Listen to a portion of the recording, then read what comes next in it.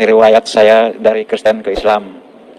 Saya pada waktu itu pada tahun 80-an, dari tahun 70-an saya menyelidiki belajar sekolah Alkitab. Tahun 80-an saya menjadi sebagai pendeta nelayan. Selama saya menyelidiki isi Alkitab itu, dari perjanjian lama saya menemui bahasa mengatakan dalam kitab itu, dalam Kejadian pasal 1 ayat 1 mengatakan, pada mula Allah menciptakan langit dan bumi. Itu yang saya bongkar. Kemudian saya temukan lagi dalam kitab Taurat itu, kitab Taurat itu mengatakan, aku adalah aku, Allah adalah Allah. Di dalam perjanjian baru, saya menyelidik dari perjanjian dalam baru itu, selama 6 tahun kami menyelidik kitab perjanjian baru. Semua itu kepada Yesus tidak ada gunanya. Di sini menentukan, satu orang pun orang benar, artinya pendeta yang tertinggi sampai ke penginjil, tidak bisa akan masuk surga. Sebab di sini mengatakan satu orang benar pun tidak akan masuk surga, setengah orang pun tidak akan masuk surga. Kalau begini saya bilang, bagaimana caranya? Apa jadinya saya nanti akhir-akhir ini? Di sini tidak. Salam teman-teman sekalian, berjumpa kembali dengan saya Arif Gule di channel TV Laskar Kristus. Kali ini teman-teman sekalian, saya tidak sendirian, tetapi saya bersama dengan teman saya, ya, Pendeta Amori Jai, teman-teman sekalian. Jadi jangan lupa juga untuk mendukung channelnya di Sukacita Kristus Tuhan. Ya, di Sukacita Kristus Tuhan. Itu channel Pak Pendeta Amori Jai. Teman-teman sekalian, saat ini kita akan berbincang-bincang seputar tentang penghinaan-penghinaan yang dilakukan oleh para kandurun-kandurun, ya. Bisa dikatakan juga para ustadz, karena yang berbicara ini adalah para ustadz-ustadz yang seharusnya memberikan suasana baik bagi pendengar, tetapi justru menebarkan kebencian, mengajarkan tentang bagaimana untuk memusuhi orang-orang Kristen, memusuhi orang Yahudi. Nah, kali ini kami akan berbincang-bincang soal penghinaan-penghinaan ini, ya, seperti apa tanggapan-tanggapan kita dan juga bagaimana kita untuk menghadapi mereka, ya. Nah, jadi salam Pendeta. Salam. Ya, puji Tuhan. Saat ini kita melihat, ya, di Indonesia ini semakin hari semakin maraknya penghinaan-penghinaan, ya.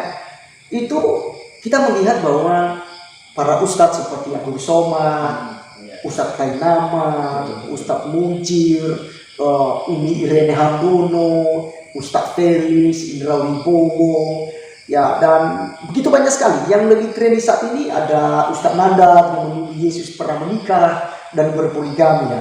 Nah, jadi bagaimana kira-kira menurut Pak Pendeta sendiri mengenai penghinaan-penghinaan yang dilakukan oleh para ustadz ini?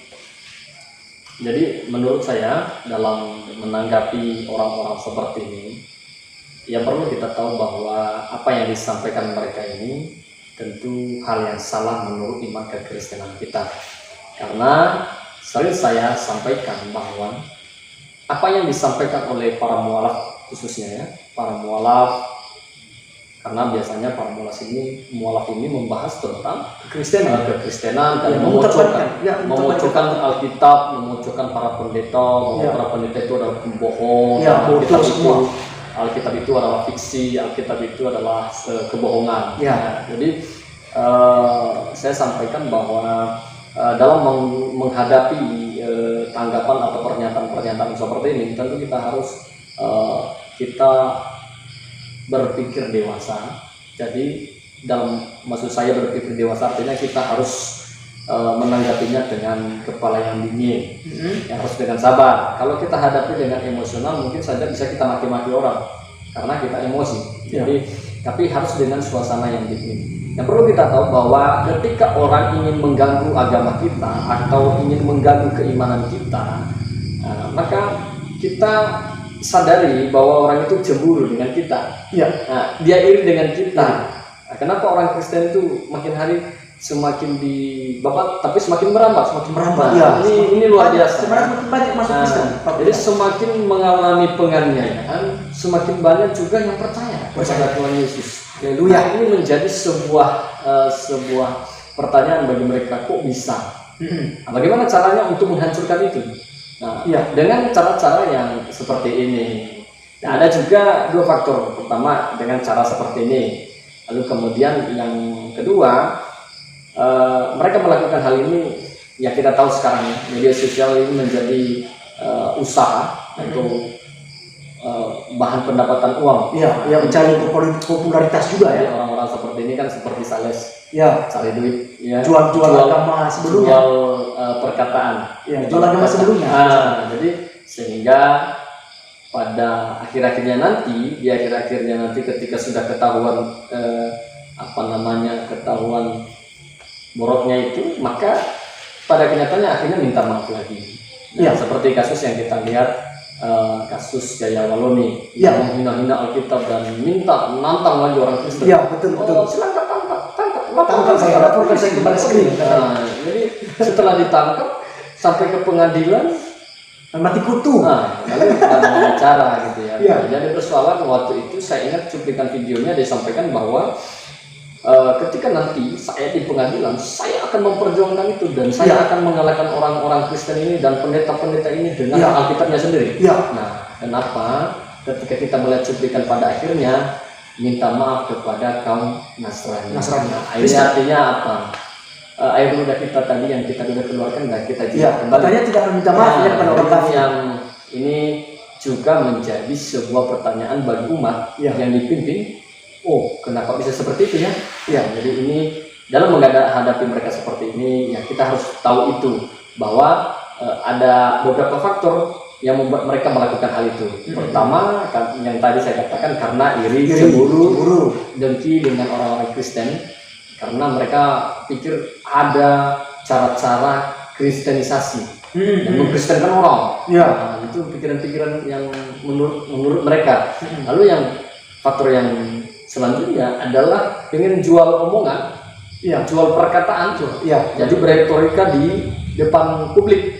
Iya. Oh, menyampaikan ini bohong, Dia orang hebat. dan menyampaikan hal-hal yang seperti itu untuk menjual perkataan sehingga terkenal. Ketika sudah terkenal, nanti diundang kemana-mana dan kemudian viral Ya, dan dapat tentu uang. penghasilan YouTube-nya Ya. semakin besar, Finansialnya terjamin. Nah, dan kemudian tentu jam terbang untuk minta ceramah atau berdakwah itu akan semakin banyak. semakin banyak. Nah, tentu ini yang perlu kita sadari, seluruh orang Kristen harus menyadari hal itu.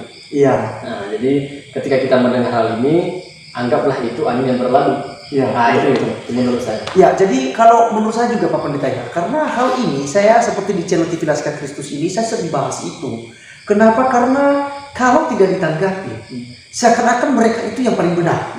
Ya, maka dengan adanya channel-channel Kristen, saya bersyukur ya. Kalau hitung-hitung ada grup di Telegram itu, ya ada 1000-an channel Kristen yang berkhusus untuk menjawab tuduhan-tuduhan para ustadz mualaf ya, dan juga para ustadz-ustadz yang notabene-nya memang ustadz, tapi yang dikonsumsinya setiap ceramah itu Alkitab gitu ya. Saya juga heran. Tapi saya ingat dalam firman Tuhan yang berkata bahwasanya Rasul Paulus berkata, ada yang menceritakan firman Tuhan dengan maksud dan tujuan untuk kepentingan pribadi sendiri, tetapi ada juga yang memberitakan Injil, memberitakan firman Tuhan dengan sukacita, ya, dan memberitakannya dengan tujuan dan maksud supaya orang menjadi selamat. Tetapi Rasul Paulus berkata, apapun itu motivasinya, yang penting firman Tuhan disampaikan. Betul. Nah, saya bersyukur dengan hal ini, walaupun di dalam masjid dibahas tentang Yesus, dibahas tentang Bunda Maria, dibahas tentang kekristenan, tapi di situ inti dan poin terpenting di sana adalah Injil disampaikan. Betul. Ya, Ya. karena firman Tuhan katakan, ya, iman timbul dari pendengaran dan pendengaran oleh firman Kristus. Jadi kita tidak perlu marah ketika Alkitab mau dibacakan di dalam masjid. Ya.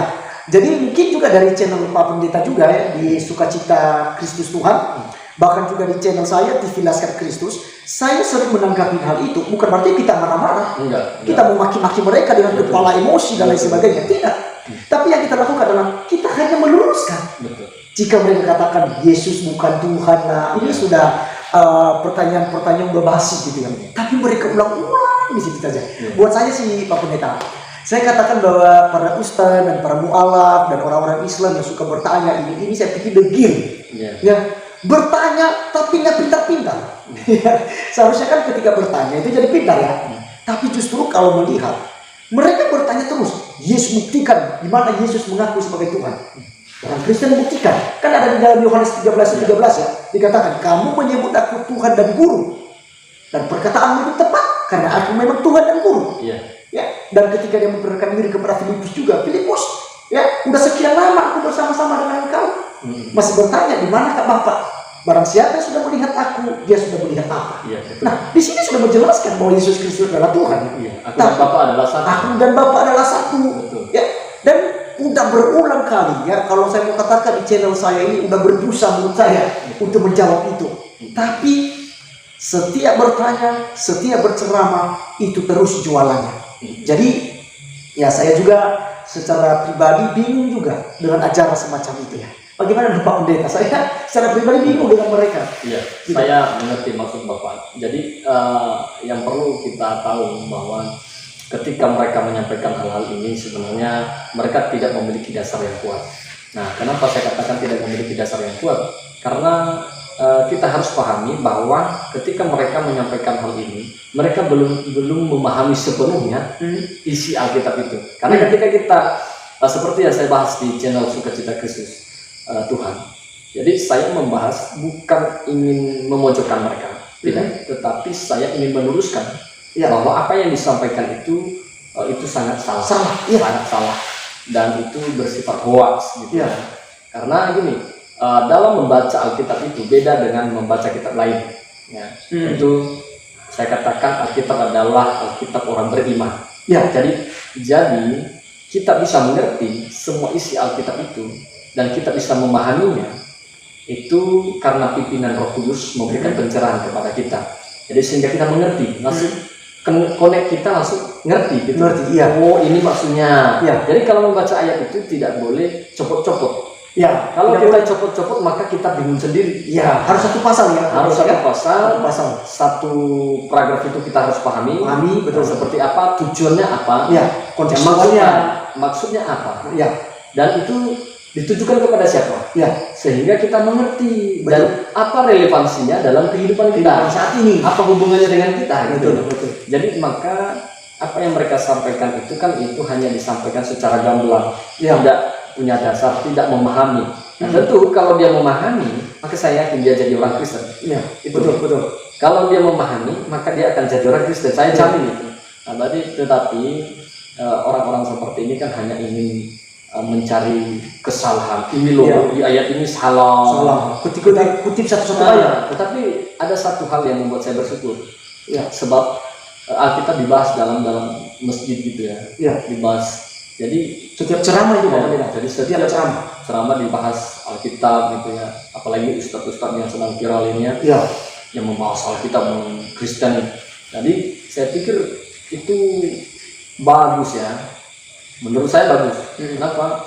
Ya orang kan akan bertanya secara pribadi, walaupun dia tidak sampaikan kepada pemimpin agamanya begini-begini, tapi dia bertanya dalam hatinya, ya. Terus akan berputar dalam pikirannya. Kenapa ya Tuhan Yesus itu selalu dibahas dan dikatakan Tuhan? Jadi banyak kita tahu bahwa bahkan ada artis artis yang mengalami perjumpaan dengan Tuhan Yesus dan akhirnya bertobat. Nah ini yang kita tunggu sebenarnya. Jadi saya pikir apa yang disampaikan silakan saja. Tidak masalah. Berbeda dengan mereka Pak Pendeta ini. Kalau umat Islam kan, para ustaz-ustaz ini. Kalau kita baca satu ayat saja dari kitab suci mereka, dari Al-Quran kita bahas, itu mereka ngaku polisi, jadi nggak gentleman gitu ya. Seharusnya kan ketika ada orang Kristen membaca Al-Quran, harusnya mereka tanggapin ya, mereka balas gitu loh. Pengertian bukan seperti itu. Nah, tapi kita lihat selama ini kan mereka laporkan gitu. Nah, sedangkan mereka hampir tiap hari gitu, hampir tiap hari membahas tentang Alkitab di dalam masjid. Di dalam ceramah-ceramah mereka di mana di YouTube mereka seperti di Ngaji Cerdas, di Anaba TV, itu hampir tiap hari saya perhatikan ya, di Ayah Sofia, itu saya lihat di channel-channel itu hampir semua pembicaranya membahas tentang kekristenan. Tapi tidak ada satupun yang mau lapor-lapor mereka gitu ya. Berbeda dengan mereka. Karena kita tidak suka melapor. Tidak suka. Justru kita bersyukur ketika Alkitab itu dipelajari, dibaca. Karena tadi kita kembali kepada ayat firman Tuhan, iman timbul dari pendengaran dan pendengaran oleh firman Kristus. walaupun orang menyampaikan dengan maksud tujuan untuk menjelekkan, menghina, menistakan agama Kristen, tapi ada kuasa dari setiap firman Tuhan yang disampaikan kepada umat gitu ya. Jadi misalnya teman-teman sekalian, kami Pak Pendeta saat ini menyampaikan firman Tuhan. Firman Tuhan itu berkuasa, dan firman Tuhan itu tidak akan kembali dengan sia-sia, tapi dia akan berbuah, dia akan menghasilkan buah. Makanya jangan heran di Indonesia ini terjadi hujan pertobatan yang luar biasa. Banyak orang berbondong-bondong masuk Kristen. Kenapa? Karena justru ulah daripada para ustadz sendiri. Nah sekarang mereka tuduh kristenisasi lah. Padahal kalau kita melihat islamisasi yang sering terjadi, di mana anak-anak kecil saja disahadatkan, ya. Padahal itu dilindungi hukum loh Pak Pendeta. Anak-anak kecil itu tidak boleh, karena dia harus ikut agama orang tuanya. Tak boleh disahadatkan. Tapi kalau kita lihat, justru anak kecil saja disahadatkan, disesatkan menurut saya gitu. Dia udah punya agama Kristen lalu dibuatkan macam itu. Nah mereka putar fakta. Yang putar fakta. Nah jadi saya rasa hal ini seperti yang Pak Pendeta bilang tadi, kita biarkan saja. Setuju ya? Kita biarkan saja.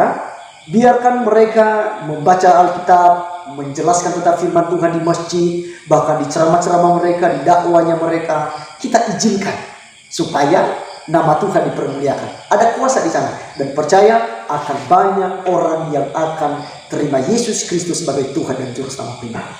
Ya, mungkin sekian perbincangan kami saat ini, dan juga ngobrol santai terhadap Pak Pendeta saat ini untuk membahas dan menanggapi setiap